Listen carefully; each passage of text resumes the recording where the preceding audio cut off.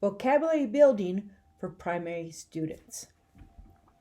Now that we are under quarantine and we have to teach our students from afar, here are some ideas that you can prepare to send to your students for them to do at home, especially for them to develop their vocabulary skills.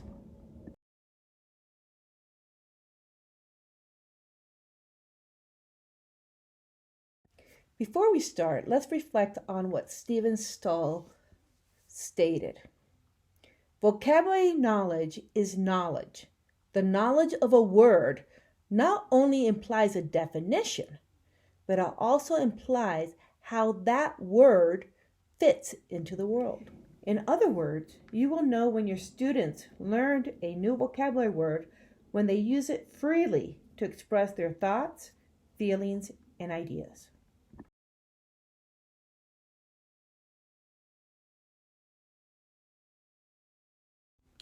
Here are the 8 vocabulary teaching tips. Tip number 1, read, read, read. Most vocabulary words are learned from context. The more words students are exposed to, the better vocabulary they will have. Tip number 2, improve your students' context skills. Research shows that the vast majority of words are learned from context. To improve students' context skills, they need to pay close attention to how words are used. Tip number 3, practice, practice, practice. Learning a word won't help very much if your students promptly forget it. Research shows that it takes from 10 to 20 repetitions to really make a word part of your students' vocabulary. Make sure you say all the new words so students will know how to pronounce them correctly. Tip number 4, have your students make up as many associations and connections as possible to the new vocabulary word.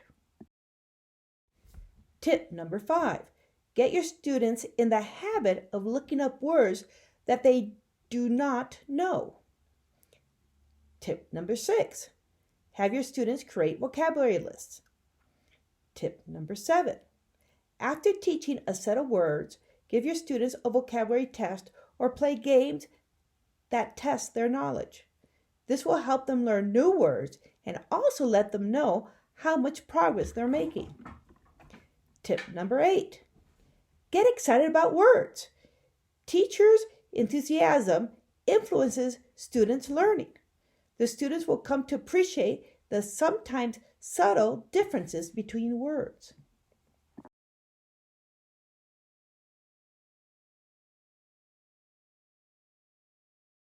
Now we are going to start with activities. Before we have students read a story, we should always review the main keywords that they need to understand in order to comprehend the story. For example, here's one of the activities that you can do. Have the students categorize words that is going to be in the story. For example, dentist, dentist helper, mouth, teeth, and tongue. And have them categorize them in profession or body part. And after you have them categorize it, have them relate those words. For example, they will hear these words when they go to the dentist office.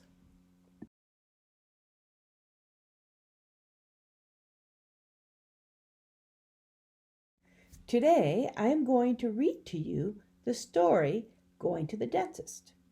As I am reading, I want you to write down the words that you don't understand or the words that are new to you.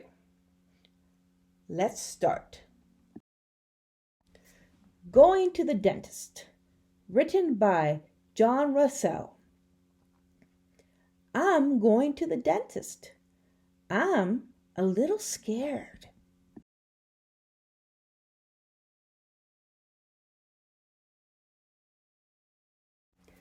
A friendly woman named Jamie asks me to wait. She says I can read, play with toys, or watch a movie. After a few minutes, Dana calls my name. Dana is a dentist's helper.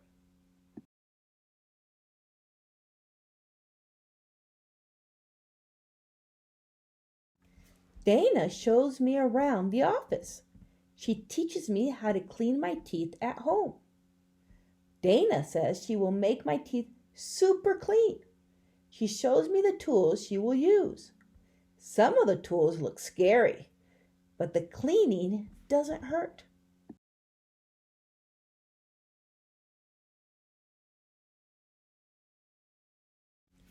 Next, Dana takes special pictures of my teeth. The dentist comes to check my teeth. She looks at the pictures of my teeth.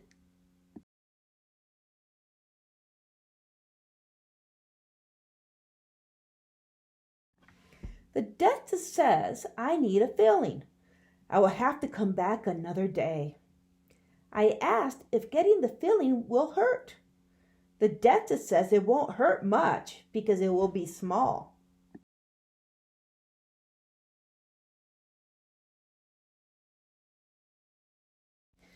The dentist says it's good we found the problem early. I'm not happy I need a filling, but I am glad I went to the dentist. Did you write the words you did not understand or they were new to you? Now, on a sheet of paper, I want you to write those words and then read the story again and draw what you think they mean. After you draw them, I want you to take a picture of what you did and send it to me. I can't wait to see what you did.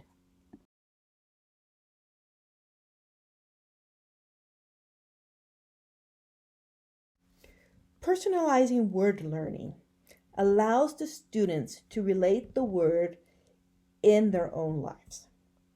And if they do that, the odds of them using it is a lot higher.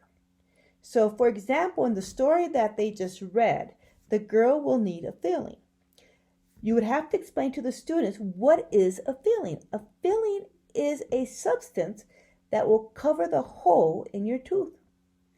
And then you would have conversations about what other things would you have to cover up in a hole so they can relate it to this word. In the first box, the students write what she or he learned about the word from the teacher class discussion. In the second box, the student writes or draws the word as part of his or her life. So how do you do this from afar? Well, one of the ways is to put several different pictures that represent the meaning of the words in a slide for them to have a lot of different context in order for them to make their own idea of what that word is. And also, if you create an audio explaining what the word means, they can defer what that word is and fill in the chart.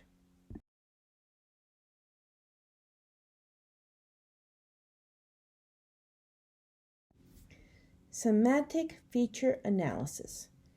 It offers students the opportunity to think about words and note the similarities and differences of words within a cluster. For example, in the story that they just read, they read about different professions in the dentist office. Students examine each word in relationship to the job that the people did in the story. They mark it with a plus sign if it shares the same job description or with a minus sign if it does not. This allows students to make connections and associations about the words.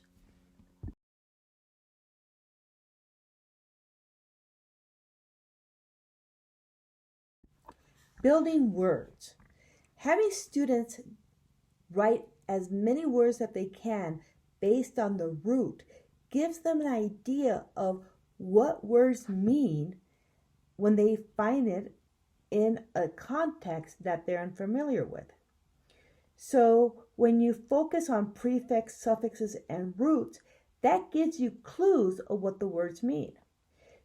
By doing this activity of them writing as many words as they can by just adding prefixes, suffixes, it broadens their vocabulary. So from home, you can have them do a challenge. Give them a root word and see how many words they can write and send you the list and then you will inform everybody who has the longest list of words.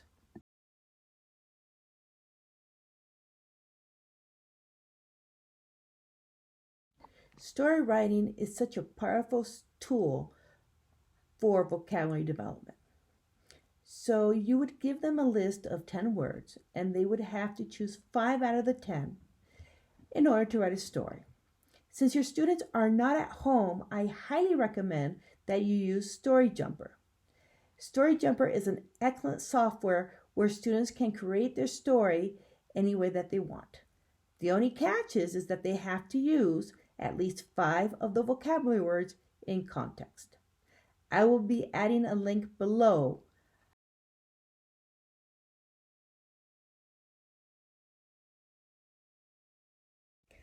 Now it's time for you to prepare your class. I highly recommend that you use PowerPoint and convert the PowerPoints into videos, and use Google Forms.